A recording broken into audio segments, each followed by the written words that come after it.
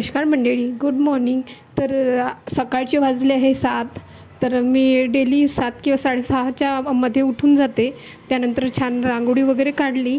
त्यानंतर यांच्यासाठी हे उठले होते ते यांच्यासाठी चाय ठेवला। बऱ्याच दिवसापासून रिक्वेस्ट येत होती की दीदी तुमच्या मॉर्निंग रूटीन शेअर करा, डेली रूटीन शेअर करा।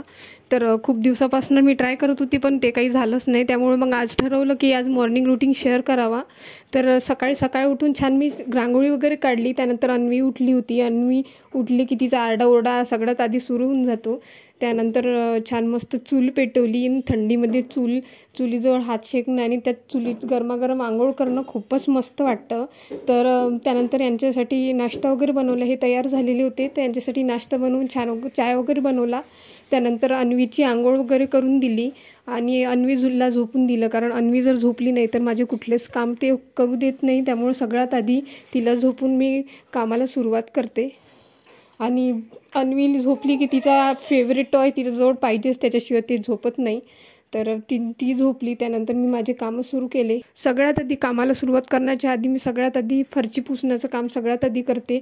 आणि जेव्हापासून अन्वी रेंगायला लागली आहे तर तेव्हापासून मी प्रत्येक वेळेस पाण्यात डेटॉल टाकूनच फरची पुसते। त्यानंतर थोडेफार भांडे वगैरे राहिले होते तर ते घासून घेतले। भांडेचं सगळ्यात जास्त मला कंटाळा येतो, त्यामुळं भांड्याचं काम मी सगळ्यात आधी करून घेते, कारण ते काम राहिलं तर माझी काम करायचीच इच्छा होत नाही। त्यामुळं सगळ्यात आधी भांडे घासून घेतलं। त्यानंतर सिंक वगैरे साफ करून घेतलं। आंघोळीच्या पहिले मी हे सगळे कामं करून घेत असते। सिंक साफ केल्यानंतर बाथरूम वगैरे घासून मग छान आंघोळीला गेले मी। तर आता वाजले 10:30 सकाळचे। तर मला बऱ्याच दिवसापासून रिक्वेस्ट येत होती की दीदी तुझं डेली रूटीन शेअर कर, तुझं मॉर्निंग रूटीन शेअर कर, की तू काय काय करते, बेबीला कसं सांभाळते, सगळे कामं कशी करते। तर त्याचबद्दलचा व्हिडिओ मी आज तुमच्यासोबत शेअर करणार आहे। तर व्हिडिओ नक्की बघा आणि व्हिडिओ आवडला असेल तर नक्की लाईक करा, सबस्क्राईब करा।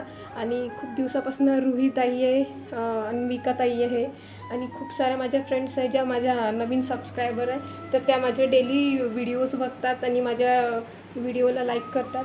त्या सगळ्यांचं मनापासून खूप खूप धन्यवाद की तुम्ही मला इतकं मोटिवेट करता। तर चला आता वाजले आहे 10:30। अन्वी पण झोपली आहे।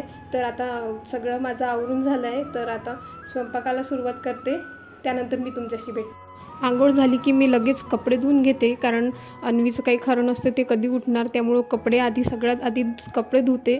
त्यानंतर खूप दिवस झाले होते झाडावर लक्ष नव्हतं, आईच जाऊन पाणी टाकून देत होते झाडाला। त्यामुळं म्हटलं आज आई घरी नाही आहे तर मीच जाऊन पाणी टाकून द्यावं आणि सोबतच देवाची पूजा करायची होती, तर मग सोबत फुलंही तोडून घेऊन आले।